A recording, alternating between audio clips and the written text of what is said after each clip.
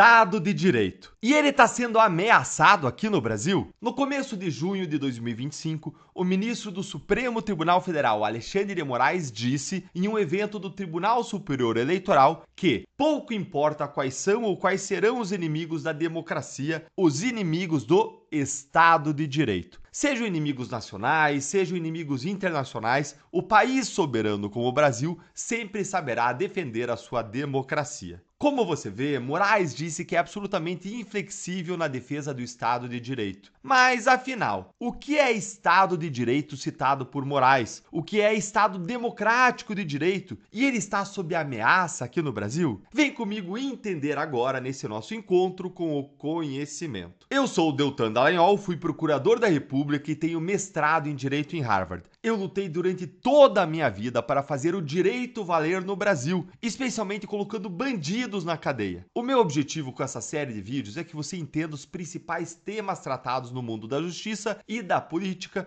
para que você possa atuar como um cidadão engajado. Afinal, entender é essencial para transformar. A ideia de Estado de Direito é uma adaptação da expressão que vem do inglês Rule of Law, que significa império da lei. O Estado de Direito é aquele em que há regras definidas pela lei. Tudo é governado pelas leis, pelas regras e não pela vontade, capricho ou arbítrio dos governantes. A lei impera e todos devem respeitá-la, incluídos aí o indivíduo, a coletividade e até mesmo o próprio Estado, materializado na figura das suas autoridades e dos seus governantes. É a lei que legitima a força e o poder estatal. A ideia de Estado de Direito impede que cargos sejam usados para perseguir adversários, buscar vingança, ajudar amigos ou beneficiar os seus compadres. Impede que em julgamento sejam usados dois pesos e duas medidas. Mas, Deltan, onde que surgiu essa ideia de Estado de Direito? Foi na Europa moderna, principalmente entre os séculos 17 e 18, como uma reação ao absolutismo dos reis, ao poder absoluto dos reis. Durante a maior parte da história, o poder foi concentrado na mão de poucas pessoas, mas principalmente de reis e de rainhas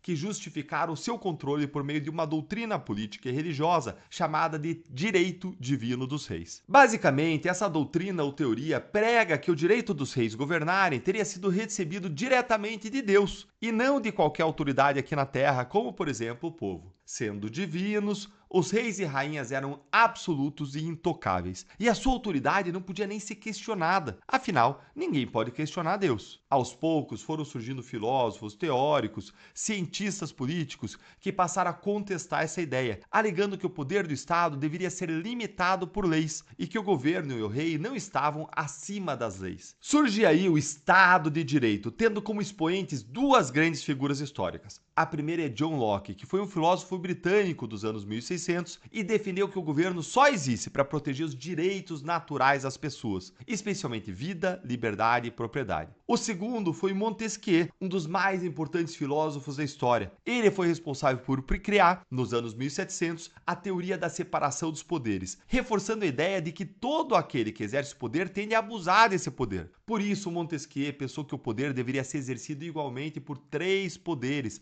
deveria ser dividido o seu exercício entre três grandes estruturas: executivo, legislativo e judiciário, que teriam funções diferentes e contrabalanceariam uns aos outros para que, caso um poder abusasse, os outros pudessem contê-lo. Essas duas visões foram centrais para a criação da figura que nós hoje conhecemos como Estado de Direito. Ao longo dos anos, essas ideias elas foram sendo consagradas por meio de processos históricos, que também existiram por outras razões, não só movidos por ideias, mas também para conter os poderes dos grandes governantes, dos reis antes todos poderosos. Como, por exemplo, a Revolução Gloriosa inglesa, lá de 1688. Depois veio a Constituição dos Estados Unidos, em 1787, a primeira do mundo, e também a Declaração dos Direitos do Homem e do Cidadão, de 1789, na França, que veio depois da Revolução Francesa. Muita gente confunde Estado de Direito com Estado democrático. Até porque, muitas vezes, um Estado tem as duas características, ou seja, é um Estado democrático de direito. Contudo, a ideia de democracia é diferente e é bem mais antiga. Ela surgiu lá na Grécia, mais ou menos no século V a.C.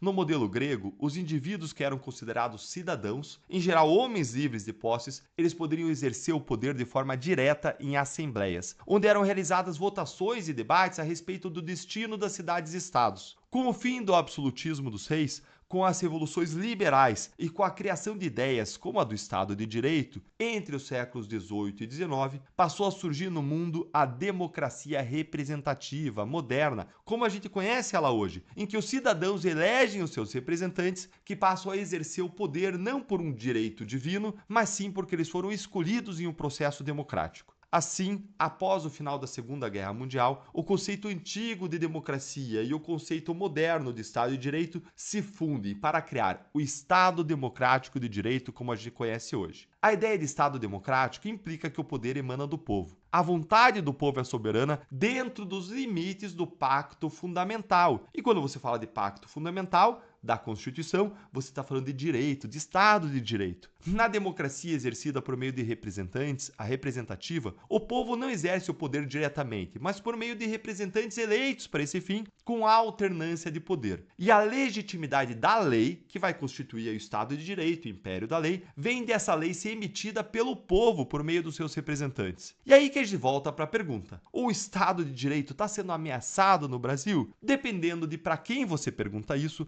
a resposta vai ser diferente. Pessoas alinhadas à esquerda política vão dizer que a extrema-direita golpista é uma ameaça ao Estado de Direito no Brasil, ou ao Estado democrático de direito, porque teria buscado essa direita golpista subverter a Constituição e alcançar o poder por meio da força, por meio de um golpe militar. Já as pessoas alinhadas à direita política, por sua vez, vão dizer outra coisa, que o Supremo Tribunal Federal, ao abusar do seu poder, ao censurar cidadãos, ao perseguir a direita, violando frequentemente a Constituição, é a maior ameaça ao Estado de Direito no Brasil. As violações do STF seriam várias: atropelar os demais poderes, legislar por meio do ativismo, silenciar jornalistas, cidadãos e políticos impondo a censura prévia, algo proibido pela nossa Constituição, desrespeitar a imunidade parlamentar e quebrar uma série de regras, como a regra do foro privilegiado, da ampla defesa, do devido processo legal. Tudo isso quebra o Estado de Direito e ainda se quebra a democracia, porque um poder não eleito, o poder judiciário, passa a atropelar o legislativo e uma espécie de fazer leis por meio do ativismo, passa a baixar uma série de regras, atropelando a soberania popular exercida pelo poder legislativo por meio dos representantes eleitos. Ou seja, o Estado de Direito estaria ameaçado. A gente pode ainda imaginar uma terceira categoria de pessoas que defendam que a corrupção sistêmica que é a maior ameaça de todas ao Estado de Direito. Aliás, corrupção sistêmica como aquela que a gente descobriu na Lava Jato. Afinal, bilhões de reais em dinheiro público são desviados por políticos e por partidos para o seu próprio enriquecimento, enchendo os seus bolsos e também investidos esses recursos nas campanhas eleitorais, objetivando a reeleição. Isso é uma violação básica do império da lei. E isso também é uma violação básica da democracia, porque pesquisas mostram que rios de dinheiro são capazes de impactar as eleições de modo significativo. E para você, qual que é a resposta correta? O Estado democrático de direito, ou então o Estado de direito, estão sob ameaça no Brasil? E qual é a ameaça? A ameaça é a direita? É o STF? É a corrupção? Ou é outra, como o avanço do crime organizado? Me conta aí nos comentários e presta atenção aqui. Agora que você já entendeu o que é Estado democrático de direito, você sabe explicar por que ele é atacado quando se ataca a liberdade de expressão? A liberdade de expressão é mais do que um direito fundamental, é mais do que parte do Estado de Direito. Ela é um fundamento da própria democracia. Sem liberdade para falar, ouvir, se informar, não existe como você ter uma democracia, como você se discutir, debater ideias, ter eleições limpas que representem a vontade popular. Se você quer aprender mais sobre esses assuntos, eu tenho um convite para você. Eu preparei um ambiente fechado, exclusivo, para te ensinar mais sobre a liberdade de expressão. Por exemplo, o que pode e o que não pode ser dito nas redes sociais? Quais os riscos legais ao criticar políticos e autoridades? Como se proteger juridicamente para exercer a sua liberdade sem medo? Esse é o mapa político da luta pela liberdade. É um curso direto ao ponto, sem censura, para você entender os seus direitos e não correr riscos desnecessários. Para você poder defender o verdadeiro Estado de Direito e a verdadeira democracia sem correr riscos desproporcionais. Lá você vai aprender sobre os crimes de injúria, calúnia, difamação, incitação ao crime, racismo, o que é discurso de ódio, wokeismo, cancelamento, se pode ou não criticar as urnas e a justiça eleitoral, como criticar de modo duro sem correr o risco de ter que pagar uma indenização e quais as medidas que você pode adotar quando alguém ofende você. Clica no link da descrição ou então nos comentários para saber mais. E agora que você já sabe o que é Estado de Direito e Estado democrático de direito, que tal aprender o que é uma Constituição ou o que é soberania? Confere os outros vídeos que eu vou deixar para você aqui na tela e também na descrição. Um grande abraço e